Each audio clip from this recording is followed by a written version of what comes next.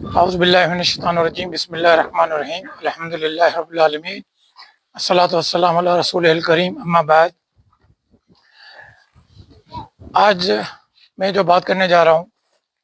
وہ اللہ تعالیٰ کے اس فرمان سے، اور اس کو میں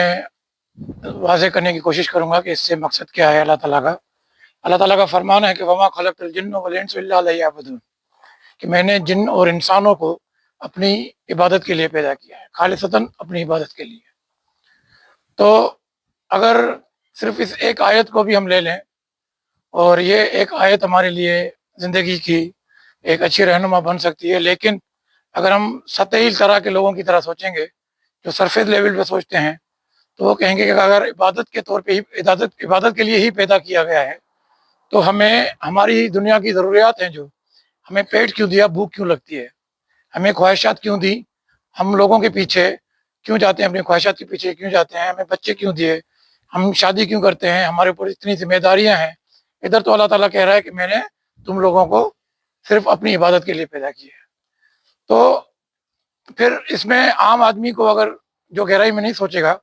وہ کہے گا کہ اس میں کنٹراڈکشن ہے، لیکن اصل میں اس میں کنٹراڈکشن نہیں ہے، کیونکہ یہ آیت ایک گہری اور جامع آیت ہے۔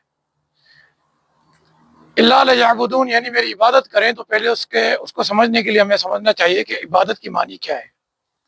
ورنہ اگر ہم دیکھیں، اگر عبادت کی بات ہے تو سطحی طور پہ دیکھیں، جو یا تو اس سے تو لگ رہا ہے کہ شاید رہبانیت کی طرف سب کچھ چھوڑ کے صرف نماز، روزے اور زکوٰۃ دیں اور کونے میں جا کے اللہ کی عبادت کریں، اور نہ بیوی بچوں کا خیال رکھیں، نہ والدین کی خدمت کریں، نہ محلے داری کا خیال کریں، نہ رزق کے پیچھے جائیں، رہبانیت کی طرف دکھ رہا ہے۔ لیکن اس کے آگے اللہ تعالیٰ نے یہ بھی کہہ دیا کہ اللہ تعالیٰ کا فرمان ہے لَقَدْ كَانَ لَكُمْ فِي رَسُولِ اللَّهِ أُسْوَةٌ حَسَنَةٌ، کہ نبی صلی اللہ علیہ وسلم میں بے شک تم لوگوں میں بہترین نمونہ ہے۔ تو ہم نے دیکھنا ہے کہ نبی صلی اللہ علیہ وسلم کی زندگی کیسے گزری ہے۔ اگر صرف عبادت کا معاملہ تھا تو ہمارے امت کے سب سے زیادہ، انسانیت کے سب سے جو اونچی شخصیت ہے نبی صلی اللہ علیہ وسلم ہے، انہوں نے تو رہبانیت اختیار نہیں کی، تو پھر انہوں نے اس آیت کو کیسے لیا، اس حکم کا کیسے لیا؟ تو اس کو سمجھنے کے لیے ہمیں یہ دیکھنا ہے کہ عبادت کی معنی کیا ہے۔ عبادت صرف نماز، روزہ، حج، زکوٰۃ اور توحید تو سب سے پہلے ہے کہ اللہ کو ایک ماننا اس کی عبادتوں میں، صرف یہ نہیں ہے، یہ تو فرض عبادتیں ہیں، لیکن عبادت کی معنی ہے کہ ہر وہ کام، چاہے وہ ظاہری ہو یا باطنی، چاہے وہ فعلی ہو یا عقیدت کی بات ہو، عقیدے کی بات ہو، یا ہم عمل جو کرتے ہیں ظاہر ہو یا باطن ہو،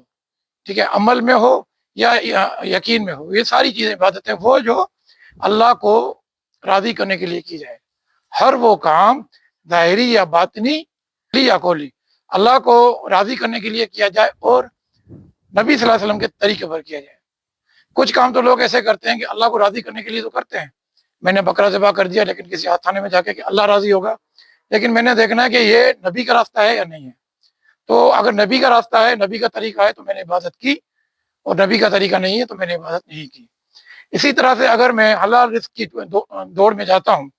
صرف اپنی کمائی کے پیچھے میں ایک مزدور ہوں، یا سخت گیر محنت کے بعد مجھے چار روٹی کمانے کا وقت ملتا ہے اور اپنے بچوں کے لیے رزق حلال کما رہا ہوں، تو میرے ذہن میں اگر یہ ہے کہ صرف میں اپنے بچوں کے لیے کر رہا ہوں تو شاید عبادت نہ ہو۔ لیکن اگر میں یہ نیت کر لوں کہ اللہ کے حکم کے مطابق جو ان کی ذمہ داری اللہ تعالیٰ نے مجھے دی ہے، ان کا پیٹ پالنا ہے، وہ بھی حلال طریقے سے رزق کما کے، تو میں نوکری بھی کر رہا ہوں، بچوں سے محبت بھی کر رہا ہوں، لیکن نسبت اللہ کے حکم کی طرف ہے تو میں اللہ کی عبادت کر رہا ہوں، والدین کی خدمت کر رہا ہوں، بچوں سے محبت کر رہا ہوں، بیوی سے محبت کر رہا ہوں، محلے داری میں کتنے امور میں انجام دے رہا ہوں، یہ سوچ کے کہ اگر یہ اللہ کا حکم ہے تو اللہ کے حکم کے مطابق میں اگر کر رہا ہوں تو یہ میری عبادت ہے۔ تو دنیا کے ہر معاملے میں اگر ہم یہ سوچیں گے اللہ کے حکم کے مطابق کرنا ہے، میں نے اللہ کو راضی کر کے کرنا ہے اور نبی صلی اللہ علیہ وسلم کے طریقے پہ کرنا ہے، تو وہ اللہ کی عبادت ہو جائے گی۔ کیونکہ نبی صلی اللہ علیہ وسلم کے لیے اللہ تعالیٰ نے کہہ دیا کہ وما ینطق عن الہویٰ، کہ نبی صلی اللہ علیہ وسلم اپنی طرف سے کوئی بات نہیں کہتے، تو ان کی زندگی سے، ان کی سیرت سے ہمیں جتنی بھی ان کی قولی اعمال یا فعلی اعمال یا قولی باتیں، جو بھی چیزیں اپنی زندگی میں ہم ان کو لازم کر دیں تو یہ اللہ تعالیٰ کی عبادت ہے، اور اس آیت پہ فل عمل، اس کو ہم کہہ سکتے ہیں کہ ہم نے اس پہ عمل کیا۔ واخر دعوانا الحمد للہ رب العالمین۔